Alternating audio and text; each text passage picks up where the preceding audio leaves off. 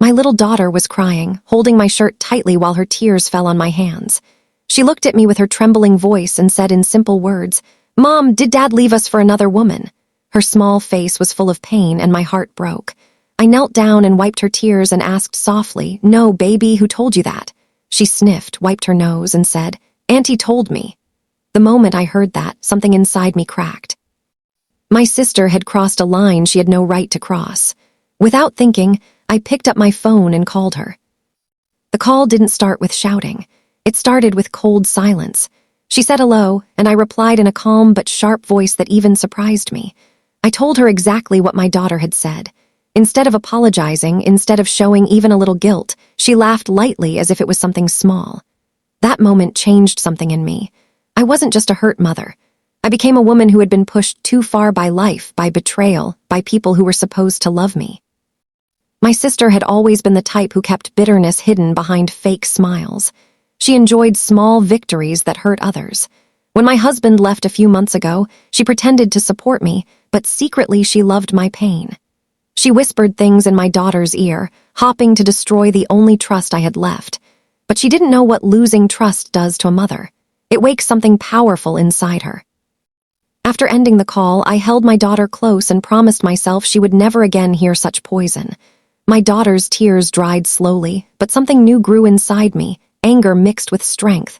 I made a decision. People who break families should never rest peacefully.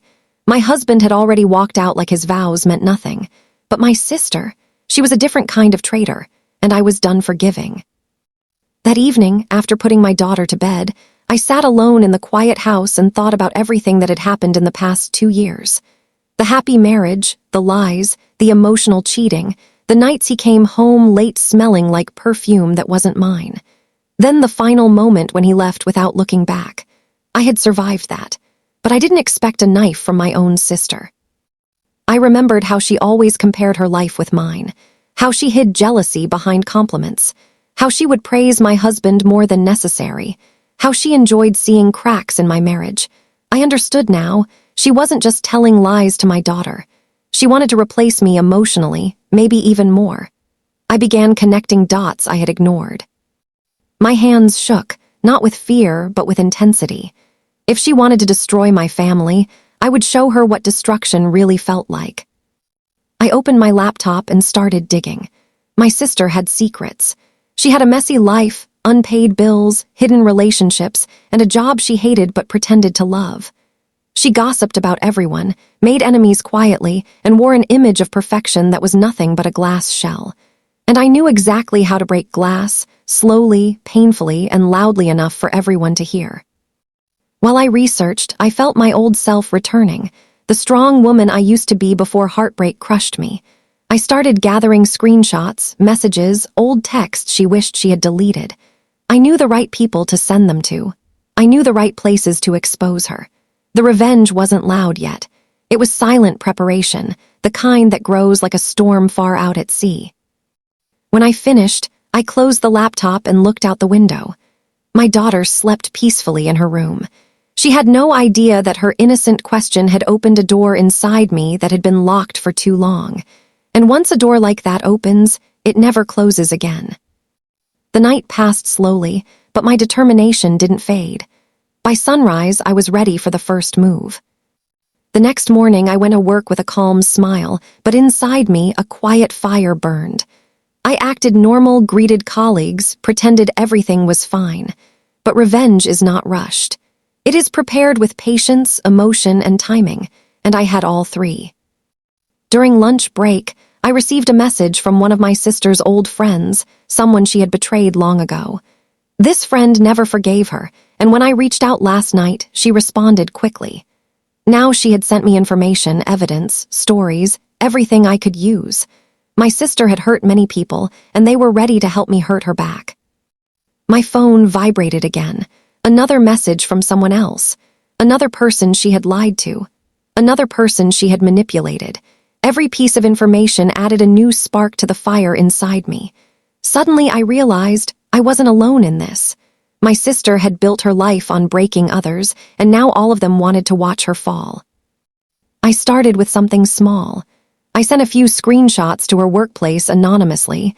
Nothing extreme, just enough to shake her perfect image, enough for people to whisper behind her back, enough for her to feel the first crack under her feet.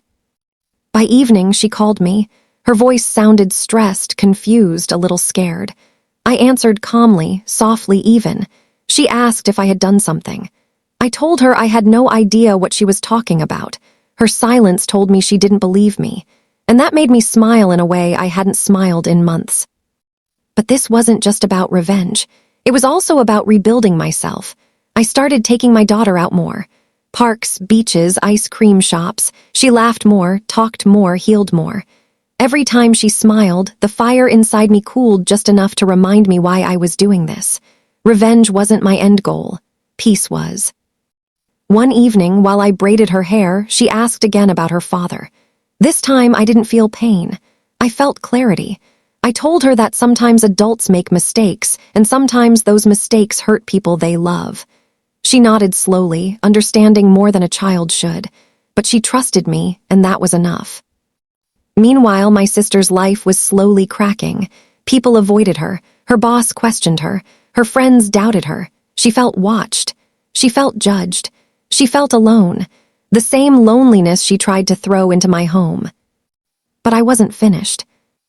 I planned the next step carefully. She loved attention. She loved online admiration, so I targeted that. Using her old messages, her lies, her fake accounts, I created a quiet storm around her name. People began confronting her, asking questions, demanding answers. Her world shook louder now. She tried calling again, but I ignored her. Silence hurts more than words. By the third week, her confidence was gone. She was angry, emotional, unstable. And then she made a mistake. She visited my house and tried to shout in front of my daughter. That was the final spark. I stood in front of her, calm and cold.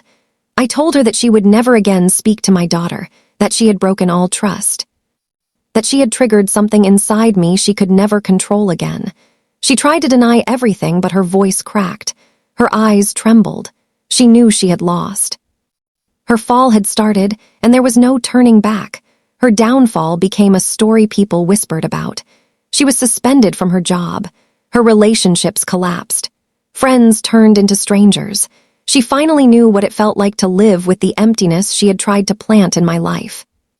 But revenge doesn't feel satisfying unless it reaches the heart. I still had one final truth she didn't know. I had discovered that she wasn't just jealous of me, she had been meeting my husband secretly before he left. She encouraged his affair. She helped him hide things from me. She enjoyed watching my family break apart. She wasn't an innocent bystander. She was the poison. And now, she would taste her own medicine. I arranged a meeting with my husband's new girlfriend. I didn't go with anger. I went with calm, sharp truth. She didn't know my sister had also manipulated her.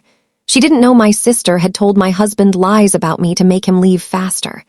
When she learned all of this, she broke down crying. She was just another victim of my sister's hunger for destruction. The girlfriend confronted my husband. They fought. Their relationship collapsed.